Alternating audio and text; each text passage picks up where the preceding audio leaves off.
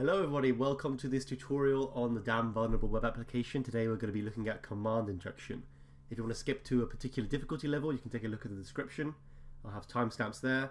And you can also find answers to all of these challenges at my GitHub, a link to which is also in the description. So the aim for this section is to achieve arbitrary code execution, which means we want to be able to act as if we have access to a terminal on the DVWA server. Now note there's going to be several solutions to all these challenges, and we're not necessarily going to explore every single one, so feel free to experiment to find your own. We're going to start with the low difficulty. You see we're asked to enter an IP address. If we take a look at the source, we see that the value that's sent with this submit form is concatenated to a string, ping, and then that entire string is executed using shell exec. The page expects us to enter an IP address, but there's actually nothing stopping us from putting something else. For example, we could enter semicolon ls. What this does is make the server execute ping semicolon ls and echoes the result to the page.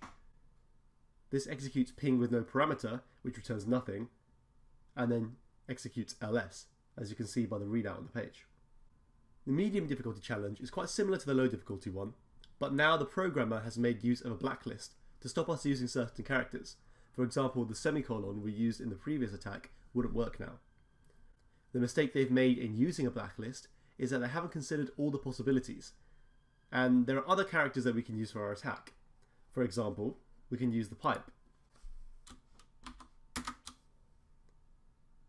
Now this achieves the same goal as the semicolon, since it pipes the output of the ping, which is nothing, into ls, and then ls is executed. The high difficulty makes use of a more extensive blacklist, but the programmer has still made a mistake. Instead of blacklisting the pipe, they've actually blacklisted the pipe and the space. Now the syntax is still valid if we don't have a space in between the pipe and our command.